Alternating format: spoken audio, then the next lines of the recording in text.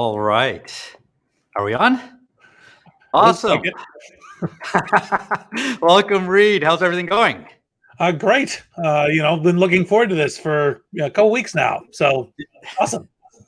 Yeah. So we're gonna just for the audience, we've prepped a few questions to start with, and we'll go through those first, and then we'll jump to audience questions. There's a Q&A tab on the right hand side of your Hoffman screen, so feel free to add questions there. I think Reid requires very little introduction, but I can do my part. I've known Reid now for about a decade. Gotten a chance, obviously, biggest thing we've worked on together is Coda, but gotten to know each other in many different circumstances. One of the most insightful and well-networked and well-read people I know. And so I'm really excited to get to close Block Party with a conversation with Reid. And I get to do the first question. So the first question I was going to ask about Masters of Scale. And just for context for people watching, Reid runs a very popular podcast called Masters of Scale. If you don't listen to it, you should. It's one of the most popular podcasts out there. I had a chance to be on it. We can talk more about that later. But one very unique thing people may not know about Masters of Scale is when they record, they actually don't tell the guests what the topic's going to be. And you just have this conversation with Reid. Mine was almost 3 hours long. And then they pull it out and you have no idea where it's going to end up. So my question is, you got to interview some amazing people on there. Any particularly interesting interviews where the conversation went a totally different direction than you expected? So I would say somewhere between 5 and 10% go different. So our going in theory of for the Masters of Scale interview is choose an individual who likes and will give kind of great content. It's not just high brand, and not just have you succeeded at really amazing things, because obviously you have to have done that in order to have the content and the unique perspective. But people who are like, look, we're generous, and the Adam Grant, we're givers, and we want to say something, and choose those people. And then going in, this is one of the places where I have like a 10-page dossier prepared, even with people I know really well, like Shishir, in order to do this, because it's kind of like, okay, all right, this could be this or this or this or this or this. Let's see where the conversation goes. And sometimes, the other way, when I'm going, oh, we got 2 or 3 good things, like Shishir, they'll run long. And we people ask us, well, why don't we do more of the failures or the where the things blew up? And the answer is there's many ways to fail, many fewer ways to succeed. And part of what we're trying to do is discover the magic of those paths. So I'll answer your question with saying 2 of them. One, so the one place where I didn't ask for a preparative dossier was Peter Thiel talking about PayPal, and basically was like, okay, I was there and I was on the board when the company was founded. I was there as an executive through the blitzscaling, kind of period, and I knew that this was going to be our pivots episode.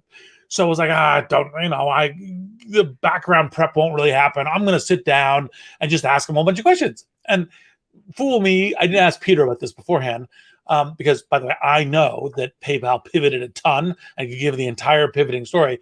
So I sat down with Peter and I said, okay, so Peter, let's talk about pivots. And the pivots that got PayPal to where it is, we never pivoted. I'm like, what? Right? He's like, nope, we never pivoted. And I was like, well, okay, I was there. But like, since our whole thing, I'm like arguing with you, an episode of arguing with you about whether or not we pivoted is not going to be very helpful. I said, okay, let's go through breaking free from the competition, because that's another one, and you've written that in the book, so I know you're going to do that. So that was the PayPal one, and Peter. And then the other one was Reid Hastings and culture, which is another, as all of scale, all blitzscaling, all knows culture really important. And so I sat down with the thought that he had very intentionally curated the Netflix culture doc like it was a strategy. And I was like, no, it turns out it wasn't a strategy. It was like they were kind of looking at internal numbers about how new employees bounced out quickly, and they went, oh, they came in thinking it was a family versus a team, so let's write that down for onboarding. They wrote that down for onboarding, and that worked. And then they went, well, shit, we're still having some problem that people come in, and then when they're onboarding, they're surprised, so let's publish it. Like, so this iconic thing that affected all of Silicon Valley kind of culture memes.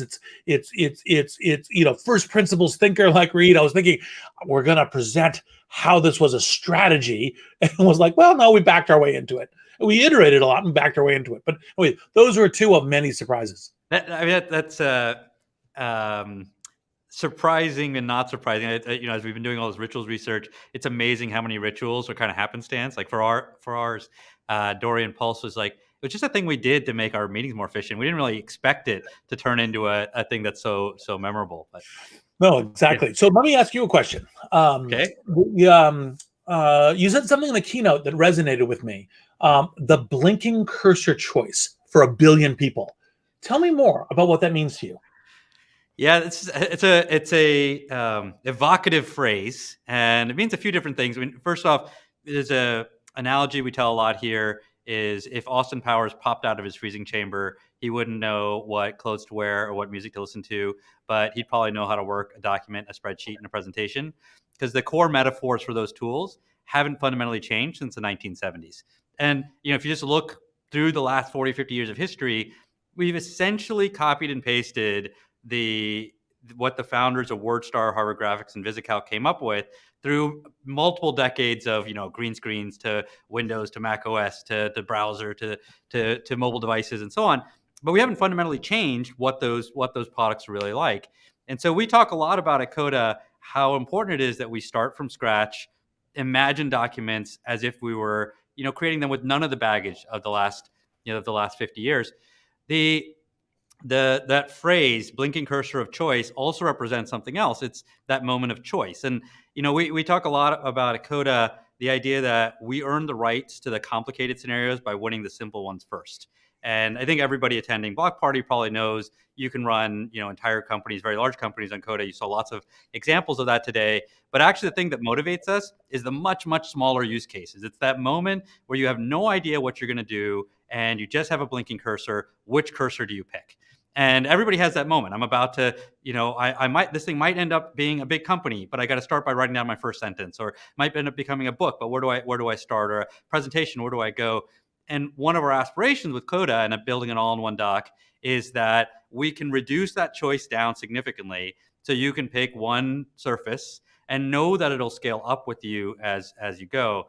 And that moment of choice, it's tough. If people, I'm sure everybody listening has in their head, oh, that's the blinking cursor I would choose first. Whenever I'm ready to just jot something down, here's where I go. And then it's going to grow and grow and grow. It's one of the main reasons why we rebuilt the editor. I mean, it's a hard decision. There's a lot of things that we could have been doing instead. And we went back to that blinking cursor and said, we're going to start again and rethink it yet again. And doing that was a big investment, but it made a lot of sense if you want to be that blinking cursor of choice for 1 billion people. So that's a little bit of what that phrase means for me. Yep. No, that's awesome. And I actually think it's another kind of general thing of saying, look, how do you kind of shape kind of not just kind of group productivity processes, which Coda is, I think, best of breed at, but also individuals in being much more productive and synthetic in how you bring these kind of media types together to produce really, really good content. Yeah. Okay, my turn. So today we talked a lot about rituals. Everybody heard that word probably 10,000 times today. And I thought I'd ask you, what are Reid's rituals and any interesting ones in particular that you'd want to highlight? Well, so we're publishing as part of this rituals for effective board meetings. And part of it when first we did the interview, a bunch of different things, learned from Shishir that I, kind of captured in the Masters of Scale episode, which is kind of like, kind of your meeting process is frequently one of the fundamental architectures of how your company behaves, make decisions, does work. Those rituals embedded in that. Coda obviously is useful so that you can design your own process that works well for those meetings and rituals in order to make it work. And so when Shishir said, okay, let's codify a few of yours, and that wasn't a deliberate pun, but it ended up that way. So, well, let's do board meetings, because boards are one of the things that I have been over the last 2 decades just intensely thoughtful on. The very first one we did, she already kind of gestured to this, because some of the rituals that we brought in from Coda to make effective board meetings with Dorian Pulse was the very first one. But then we brought in some of the other ones that are kind of key ones from different companies that range from LinkedIn to kind of PayPal, Aurora, and others that Airbnb that make the ritual of a board meeting much higher productivity. How do you assemble the work of the team? And part of that was also one of the ones that we that I did but hadn't thought about making into a good Coda ritual until we were talking to Nick Mehta from Gainsight, because one of the really key things to do is to help companies as board members bring your network to bear, bring your resources to bear, bring your assets to bear, and actually, in fact, an aggregation of that, of working at, whether it's in fundraising, whether it's in customers, whether it's in hiring. That aggregation process is really important. And how do you enable the board members to work on your behalf once a work project has been agreed to, and collectively doing it is obviously a canonical superlative use case for Coda. So we put that in as the eighth of the one that we, for the documents that we've been publishing today. You did some calculations in the doc. How many board meetings have you been to? Over 1,000. Yeah, I'm not jealous of that. I enjoy our board, but I don't want to go to 1,000 of them. And that ritual. If anybody missed Nick's talk on Ghost Notes, it was totally infectious ritual. We've seen it once he told us about it. We've been now using it everywhere, and I can safely report that our board is incredibly generous with being available for all the things you mentioned, for being helpful and using their networks and so on to help connect with customers or partners or candidates or whoever it might be. Okay, we're moving on to audience questions. So the first one is one for you, Reid. Why'd you invest in Coda? Well, so this is obviously where you and I had really gotten to know each other, because you were kind of thinking post YouTube after the amazing set of stuff that you built there, and the kind of world transforming blitzscaling sorts of things.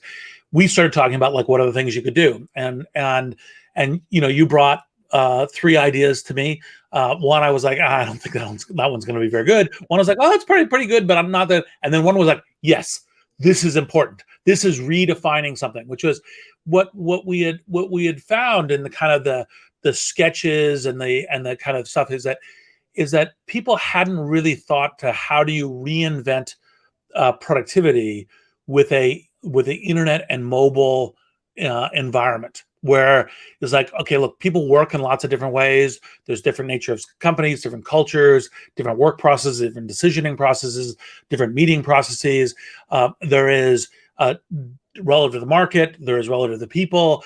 And yet what we have is still that kind of paradigm that product managers kind of go, okay, well, this is the process and this is the one you have to adopt. And so as opposed to defining it in that kind of unique way, and that the kind of this notion of services for groups and teams, for individuals, making where a lot of people use productivity apps, productivity documents as kind of quasi apps, but then the thing doesn't exist there for the app. It was like, yes, this is exactly right. This can be a defining new platform.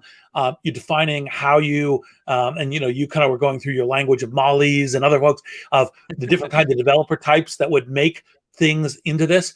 And I was like, okay, this is the kind of thing that you should do for your next thing, and that I would love to go down the road with you on, because it's the kind of thing that if you get right, it changes the world. It's an Archimedean lever, and the notion of getting individuals and companies more productive, obviously deep to my heart with LinkedIn, kind of with the question of how do you then, because if you do that, you just make the whole world better when you increase productivity, and that was a subset of the kinds of things that I was thinking when we were at, I think it was that place in Los Altos. Yes, we were talking through this. I was like, yes, let's go do this. My memory of that meeting, and as context for everyone, Reid led the Series A, the first money into Coda, and the company wouldn't have started without that support. So hugely appreciative of the nudge as well as the financing in that process. We met for breakfast, and it actually wasn't that clear yet that we were going to start this company. And as we were going through this conversation, we got excited about this idea. He literally switched chairs and he took his hat off and he said, "All right, I'm ready for the pitch." I'm like, "Right, let's get into mode of company building instead of advice giving." And it sort of changed. I think of that as kind of pivotal moment of, okay, I guess we're going to start this thing. That was 7 years ago now.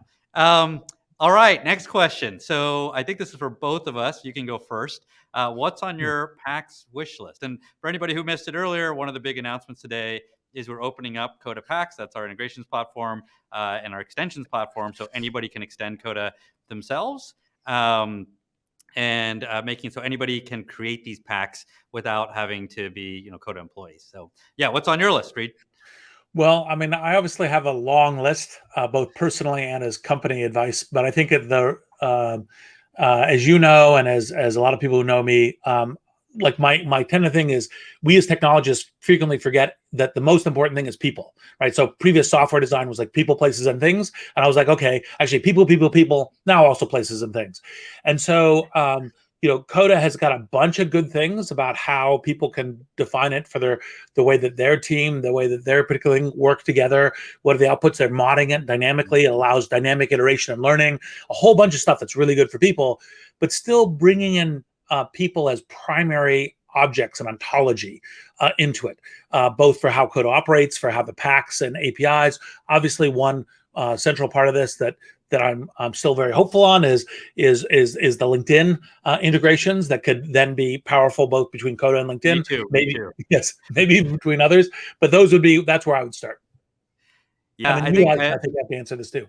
Reid is incredibly consistent. People. I think, and the LinkedIn one is high on my list as well. Let's see. My answer to this question. I think, I've got my list of services that I wish we connect to, and some of them actually have already been built as part of this early beta. Some of them were in that sizzle video in the keynote. I think there are a couple things I'm really excited about. One, I talked about this idea of moving from a pipeline company to a platform company. And that ever since I read that book, Platform Revolution, it really stuck with me, this idea of, we get requests from customers, and, usually we have to stack the work and do it ourselves. And my hope is that opening up the PAX platform allows other people to fulfill those requests themselves and then fulfill it for others. And, there's a long list of requests there. Probably one of the ones that we hear most frequently is people want, certainly they want integrations, but they often want things like different chart types or different visualizations. And we try to do as many of them as we can. And I'm pretty certain that a lot of the early packs are going to end up filling the gap there and helping people build org charts or different ways of visualizing roadmaps or so on. The other aspect of packs I'm really excited about is the monetization side. This is the first time we're opening up a monetization platform for others to be able to make money on Coda and productize their work. And as we mentioned, this turned out to be pretty critical for YouTube. That idea of creating a win-win, when we grow, they grow. When they grow, we grow. I think is very helpful for platforms and creating that economic model. And this is really early. I mean, I think we're opening up packs. We have lots of aspirations for other ways that people can use that. But we've already seen some pretty good indications of people whose light bulbs went off and said, oh, I could build a business this way. And I think we're going to see lots of cases of people taking that idea of extending Coda and bringing it to, maybe it's a new use case, maybe it's to a new vertical, maybe it's to a specific customer, and really turning it into a platform for them. Cool. All right. So next question.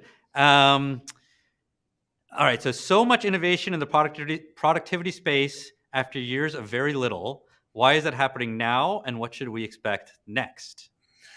Well, I guess I'll go first, but this is also a question you should answer as well, obviously. I think that part of, there's a couple of different things that happen. So one is when you change platforms, that changes various forms of productivity. And so obviously and sometimes it takes years to work out because you have to get to broad enough usage and adoption. So internet is obviously a massive change in platform that starts with entertainment areas, but also then gets to productivity, and it isn't just communications, email, et cetera. But then also mobile is another one. We're going to see, I think, further kind of changes in platform with artificial intelligence, the tools that come out of that in terms of how things are happening. I think there'll be a cloud. We'll actually have some. And I think that's part of the reason why we're seeing such a revolution in productivity. And the revolution very rarely goes, oh, well, we don't need spreadsheets, so we don't need word processors. The revolution is, well, now we have different ways of bringing resources to bear, of enabling individual productivity, and most centrally, given, of course, obviously, the internet and mobile, how teams and groups and kind of work together. And what's the set of process of that? Then I think another part of that revolution that kind of underlies the kind of thing that it certainly enables Coda and things like it. And this is what I was gesturing at with the earlier kind of Molly comment. That was a Shishir and team innovation, is that the types of developers is no longer the, well, I got my CS degree like Shishir from MIT, and I'm been coding since I was young. But actually, in fact, now the developer stack is this whole very wide developer stack. So, for example, part of how Coda is actually someone who has very, very elementary, like they kind of know, kind of call it even mid Excel or beginning, Excel kind of levels of things, can then actually, in fact, start configuring and can start being a developer, building this kind of process. And so the opening up of a new sort of developer stack is another form of platform change. And all of that leads to both the market and the available tools evolving for the kind of productivity revolution we have now. But with that, I'll hand it over to Shishir. Yeah, I've thought a lot about that. And I think it's interesting how sometimes markets, there's like no innovation for long, long periods of time. And then all of a sudden there's lots of innovation. And oftentimes that catalyst is seemingly small. And I watched it happen with YouTube as well, that it went from, online video and open platforms not really being a thing to all of a sudden it was a thing. And there was, 10 different companies doing it, and some that were working and some that weren't. And we kind of worked our way through that. With Coda and productivity, we view it as we sort of phrase it as the battle for the blinking cursor. There's now all of these new types of documents, this approach to all-in-one documents that I think are kind of a renaissance of what documents mean, what productivity means.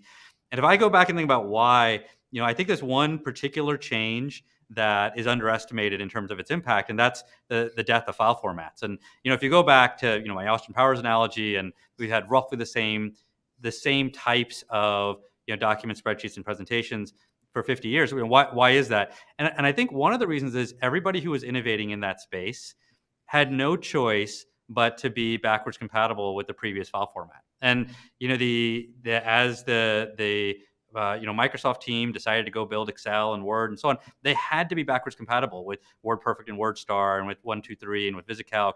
And so we've had this sort of lack of innovation because it's kind of like fax machines. Like we both have to have the exact same one because, if I build this new thing, it has to be able to read all the stuff that you built before. And actually, Apple tried to do it a little bit differently. I think Numbers, Pages, and Keynote are three pretty creative products with some new approaches, and none of them really took off. And I think a lot of that was because they chose to break the file format at a time when the world wasn't ready for it.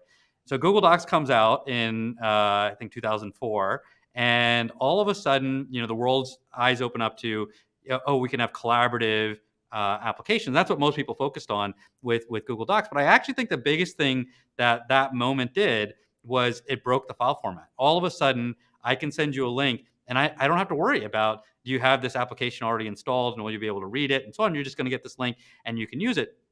And interestingly, the Google Docs, because of they kind of took the half step, and they said, we're going to move online. You don't need to have anything installed. It's all collaborative, but we're actually not going to change the product that much. And we're going to try really hard to make all the metaphors exactly the same, and we're still going to stick with documents are different than spreadsheets are different than presentations, and so on.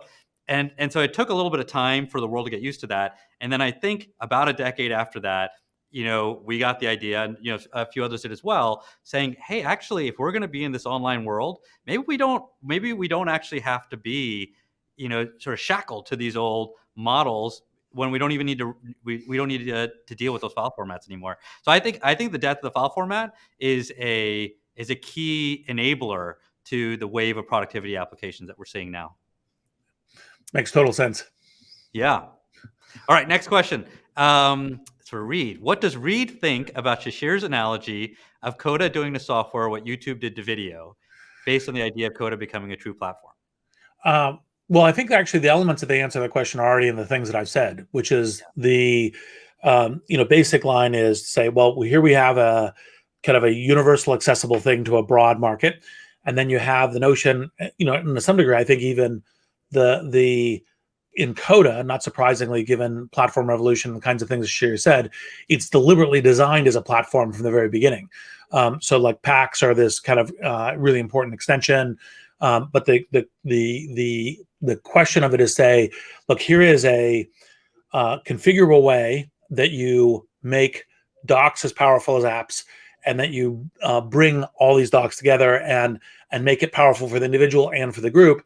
And here's the way that you can kind of configure it into kind of great individual processing and great group processing. So it's actually even more kind of deliberately that way. Now, the initial uses of it won't necessarily seem all the platforming, because what we're trying to do is make it really easy to start. That's why you have these templates and these kind of pages being published and so forth, so that people go, "Ooh, I want to start doing this kind of Dorian pulse ritual." Well, I just go here and I start, and then I can iterate and modify it to the way that I want to operate. And that's, I think, part of what makes it powerful. And that's part of the reason why the parallel is powerful.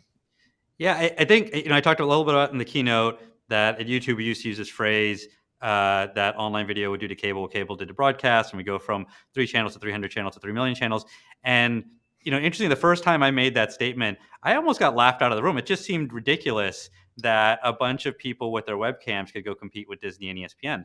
And it took that was 2008, 2009. It took a decade. Nowadays, most people think that sentence is obvious. Like, that's exactly what happened.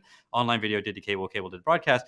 And I think that people often underestimate humans that way. So when I tell people, here's where we're headed with Coda, and I believe that this new wave of all-in-one documents is going to do to software what YouTube did to video, a lot of the reactions I get are kind of puzzled looks. Like, I think people play along and they say, yeah, maybe, I think, maybe you have a reasonable shot at replacing documents, but like, there's a lot of software out there. There's a lot of, companies that build stuff. And I think for me, the moment that became really clear that we could do this with Coda was when we shipped the gallery. It was about a year ago, and we opened it up, and anybody could go publish docs there. There's now thousands of docs get published there, millions of views to that gallery. And it's amazing how many of those are built by people, like you said. They don't view themselves as software developers. They don't view themselves as having that type of training or so on. They view themselves as makers, and they've got an idea and an insight, and they can turn it into something, much like those early YouTube creators.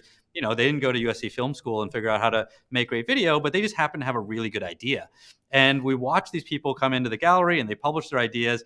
And the best compliment we generally hear for the gallery is that it feels like halfway between Medium and an app store. Like, you can come and you can read all these insights, and then you can take it and you can say, oh, I want to implement, Reid's tactics for running great board meetings, or Nick's ways to meet 500 customers a year, or Annie's way to make sure you're making great decisions. And you can take all those different things and really turn them into an actionable platform. So in that way, I think what we're doing is empowering a set of people that don't really think about themselves as developers, to really lean into that, showcase their work to the world. And so that's the aspiration. I think we're early in that, but it feels eerily similar to what it felt like with YouTube back in 2009, 2010. So very exciting.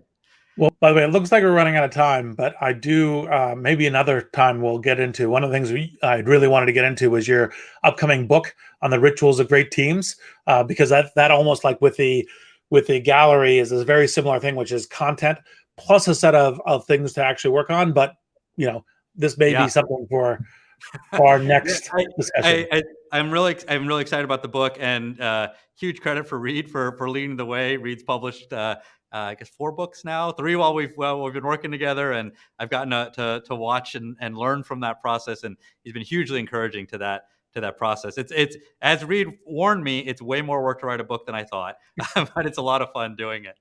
So with that, I'm going to wrap this up. So first off, I want to thank everyone for joining us. Thank you, Reid, for the wonderful chat.